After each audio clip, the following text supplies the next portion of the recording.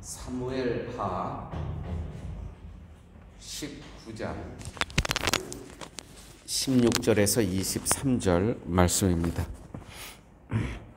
사무엘하 19장 16절에서 23절 말씀입니다.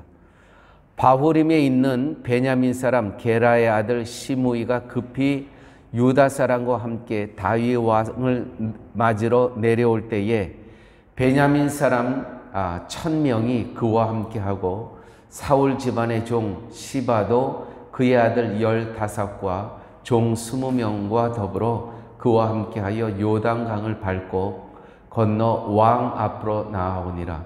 왕의 가족을 건너가게 하며 왕이 좋게 여기는 대로 쓰게 하려 하여 나룻배로 건너가니 왕이 요단을 건너가게 할 때에 게라의 아들 시므이가 왕 앞에 엎드려 왕께 이르되 내 주여 원하건대 내게 죄를 돌리지 마옵소서.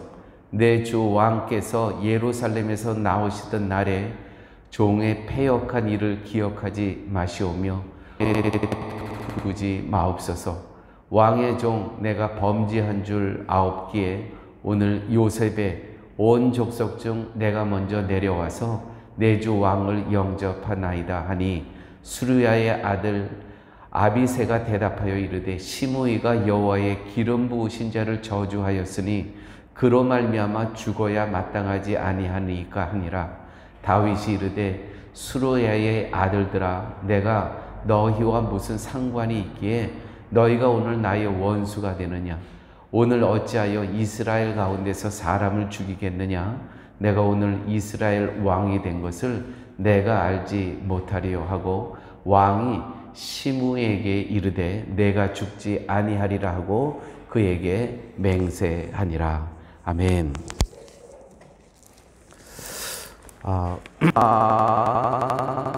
19장은 이제 압살롬이 죽고 다윗이 다시 예루살렘으로 복귀하고 왕권을 다시 복권하는 그러한 내용이 담긴 장이 사무엘하 19장입니다. 다윗은 당신의 아들 압살롬이 죽음으로 인해서 많이 번뇌하고 아파하고 힘들어하는 것을 보게 됩니다. 그러한 다윗을 보게 되면 한편 그런 것도 느낍니다. 왕이면서도 이렇게 공사를 구분하지 못하고 한 나라의 왕인데 저렇게 아들 죽은 것 때문에 저렇게 번민하는 모습을 보면서 나약한 모습을 볼 수가 있습니다. 또한 동시에 왕이지만 자기 아들의 죽은 거에 대해서 그 연민의 정, 부자지간의 그 정을 마음 아파하는 그러한 다윗을 보면서 또한 다윗을 통해서 한 사람의 그러한 인간미도 우리가 볼 수 있는 그러한 대목이 있습니다. 그렇게 힘들어하는 다윗에게 요압이라는 지금으로 치면 아마 국방부 장관 정도 되는 그러한 위치에 있는 요압이라는 그러한 장군이 있었습니다. 요압이 모든 신하를 대표해서 여기에 이렇게 계시면 안 됩니다. 일어나셔서 권자를 지키시고 그 자리에 앉으셔야 됩니다. 이렇게 왕께 권면을 합니다. 그 내용이 사무엘하 19장에 있습니다. 19장 8절 말씀입니다. 왕이 일어나 성문에 앉음에 혹이 목은 든 백성에게 고하되 왕이 문에 앉아 계시다 하니 모든 백성이 왕의 앞으로 나아오니라. 우리는 어떤 이 땅에 살면서 내가 노력해서 어떤 쟁취한 그러한 위치와 자리가 아니라 떠밀려서 어떠한 자리에 앉게 되는 경우도 있습니다. 굉장히 힘들어요. 지금 다윗의 상황은 아들의 죽음으로 인해서. 그런데 이 요압 장군과 또 많은 신하들의 그러한 권면을 듣고 왕이 일어나 성문에 앉으매. 힘든 상황에서 이 자리를 다시 앉는 겁니다. 왕이라는 자리에.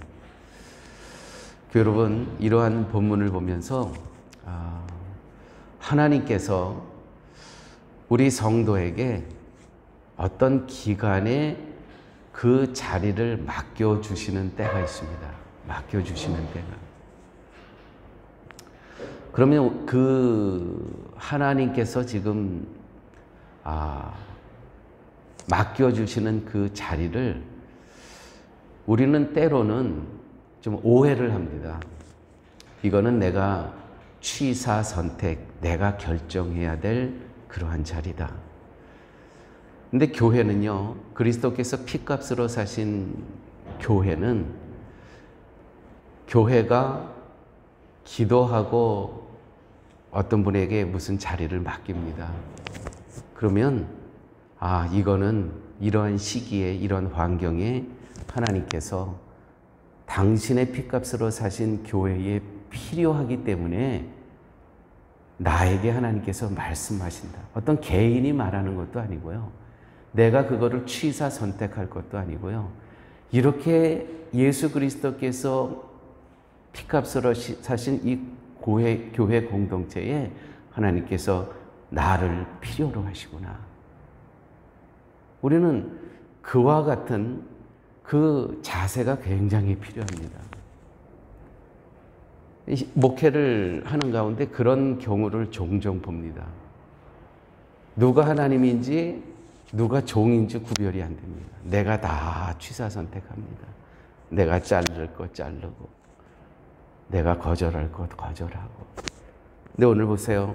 왕이 일어나 그 전에 이제 7절의 말씀 보면 19장 7절 이제 곧 일어나 나가서 왕의 신복들의 마음을 위로하여 말씀하옵소서. 내가 여호와를 가리켜 맹세하옵나니 왕이 만일 나가지 아니하시면 오늘 밤에 한 사람도 왕과 함께 머물지 아니할지라. 그리하면 그 화가 왕이 젊었을 때부터 지금까지 당하신 모든 화보다 더욱 심하리이다. 이 이야기를 듣고 왕이 일어나 성문에 앉으매.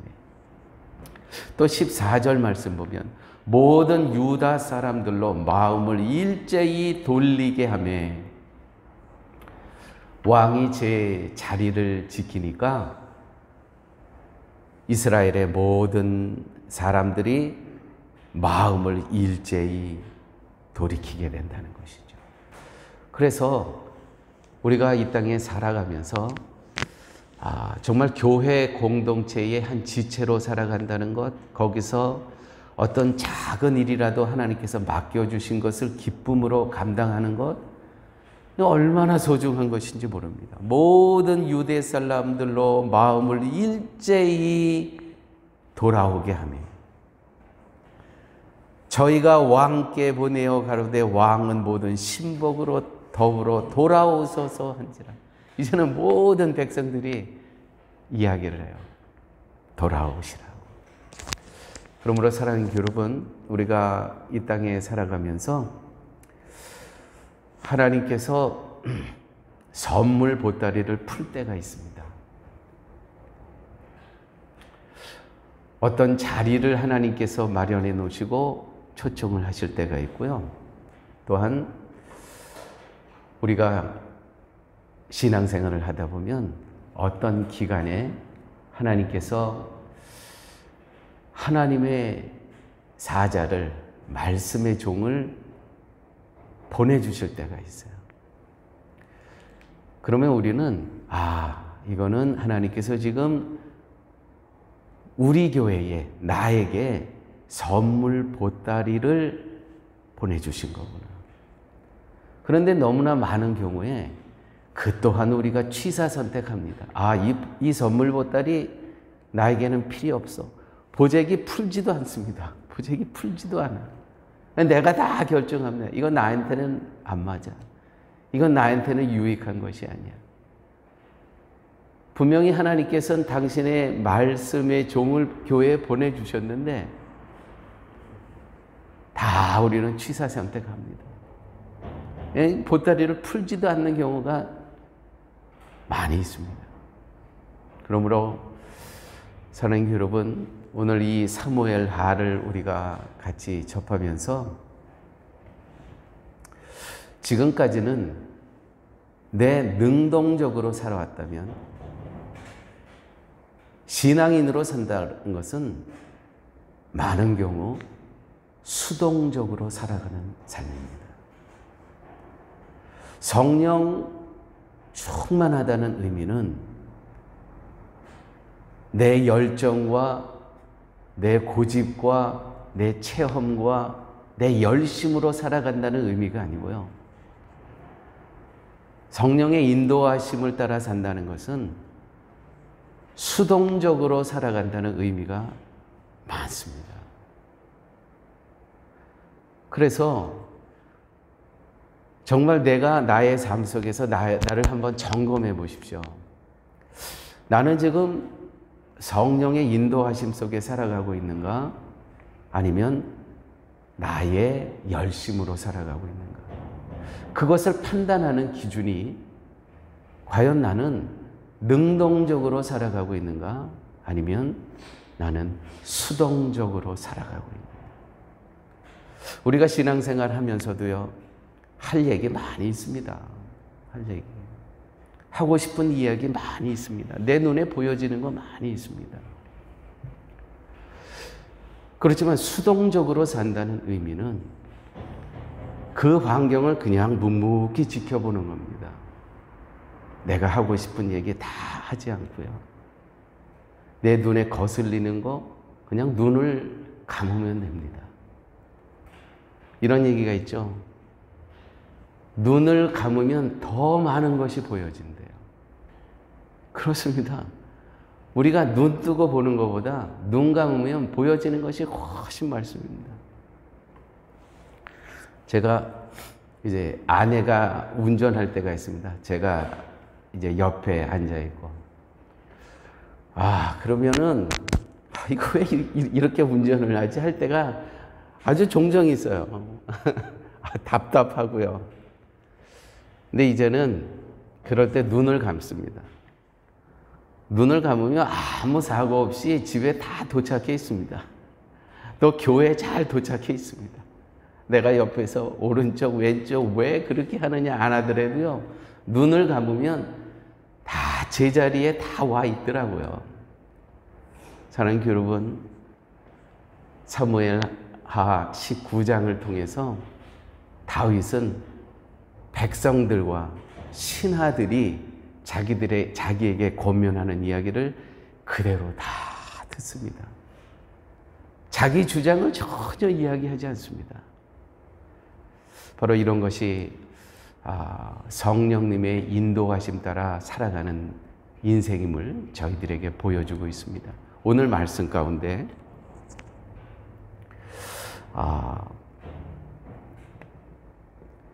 바후림에 있는 베냐민 사람 게라의 아들 시므이가 급히 유다 사람들과 함께 다윗 왕을 맞으러 내려올 때에 바후림에 있는 게라의 아들 시므이, 어디서 많이 들어봤죠?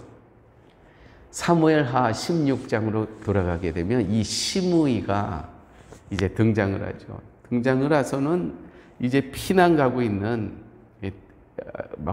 그 다윗이 도망가고 있는 그 다윗에게 나타나서 막 저주를 퍼붓습니다. 정말 이런 저주 아주 끝까지 계속 쫓아오면서 저주를 합니다. 사무엘하 16장 7절, 망명길에 오른 다윗을 향해서 쫓아가면서 피를 흘린 자여, 비루한 자여, 가거라, 이 저주받을 자여. 계속 쫓아오면서 얘기를 합니다. 이 누굽니까? 우리가 한번 봤지만 이 바후림이라는 것은 여기에 시므이가 나타나는데 여기서 오늘 또 나타납니다.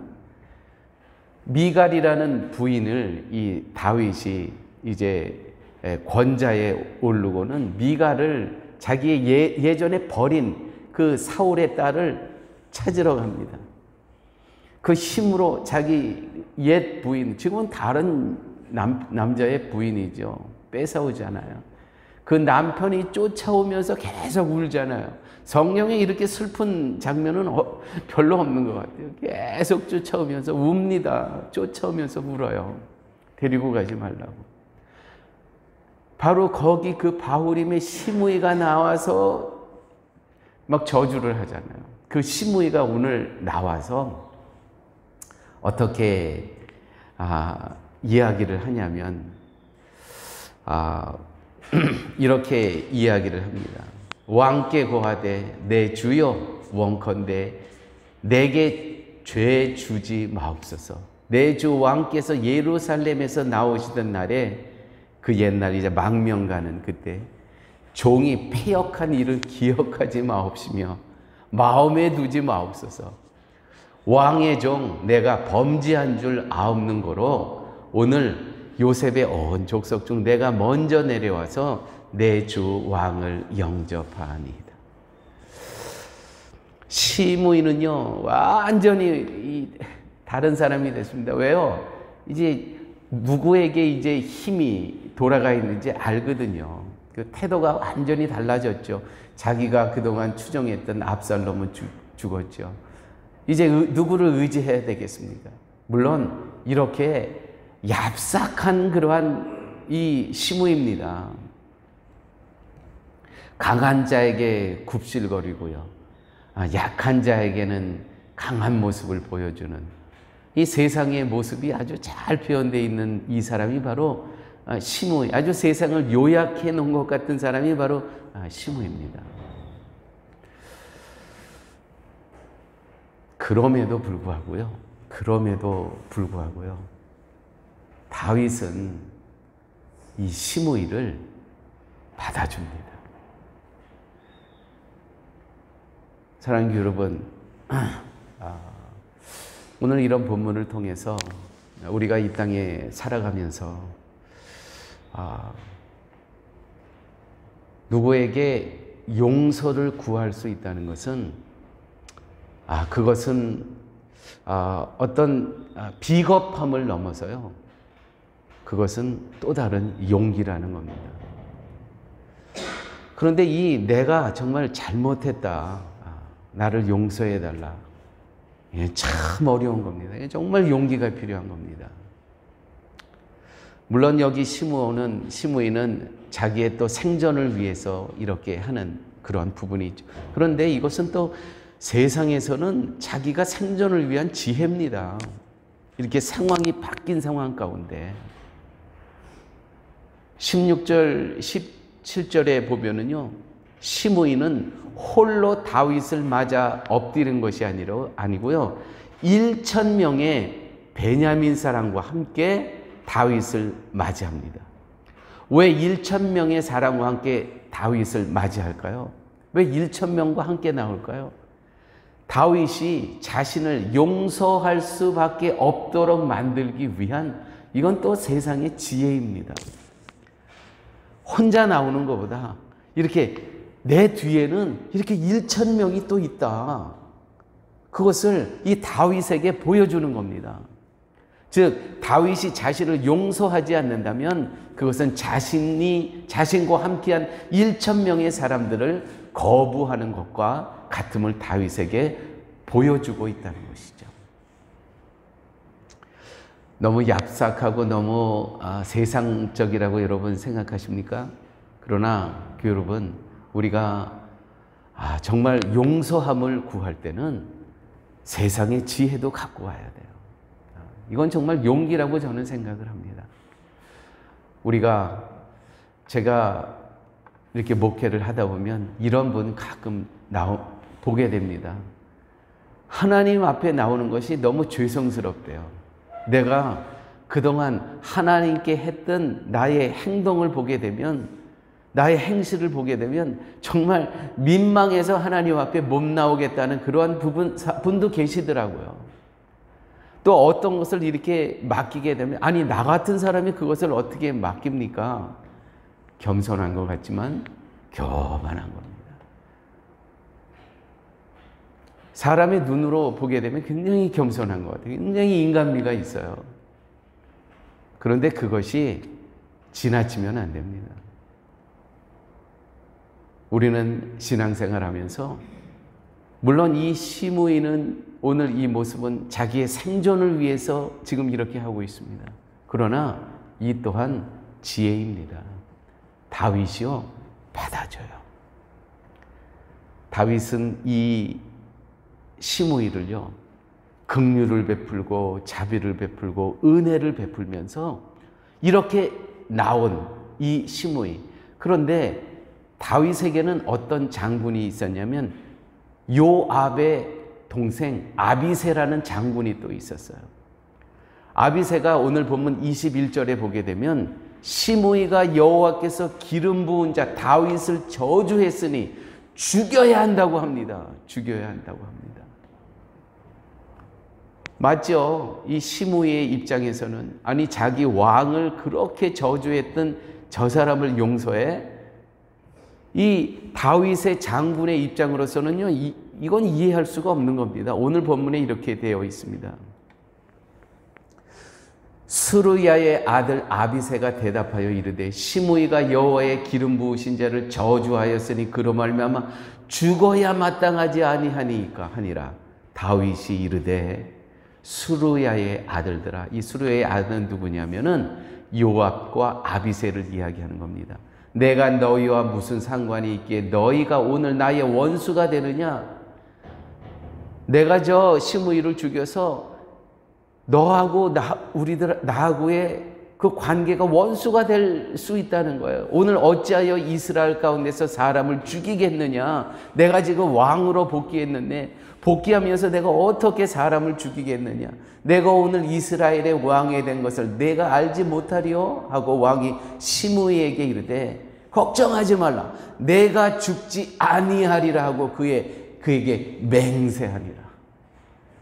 여러분, 우리가 신앙생활 하면서 교회에 옛날에 어렵게 하고 또 교회에 빛을 지고 교회의 사랑에 빛을 지고 나간 그러한 영혼들 계십니다. 그분들은 사랑의 교회는 활짝 문을 열어놔요. 언제든지 그분들이 다시 올 수 있게끔. 오시게 되면은요, 버선발로 뛰쳐나가야 돼요. 아, 이게 정말 아주 힘들게 오셨는데 우리가 맞아지는 우리의 자세가 형사의 눈을 갖고 옛날에 너가 그랬지, 바로 아비새와 같은 우리의 모습을 종종 보게 됩니다. 그러면 안 됩니다. 예수님께서 우리를 어떻게 용서해 주셨나요? 우리는 다 십자가에 죽어야 될 그러한 존재입니다. 그러한 존재들을 예수님께서는 우리들을 죄값을 다 담당하시고 십자가에 못 박혀 돌아가셨다는 것이죠. 그 예수님의 긍휼과 자비와 은혜를 잊고 살아가는 우리가 어떻게 정말 힘들게 나온 성도들을 다시 형사의 눈으로 그들을 바라볼 수 있겠습니까? 오늘 하나님께서 이 아침에 저희들에게 주신 말씀, 사랑의 교회에 오는 어떤 사람들도 우리는 버선발로 뛰쳐나가서 맞을 수 있는 그러한 사랑의 교회, 그러한 성도님들이 되시기를 예수님의 이름으로 축원드립니다.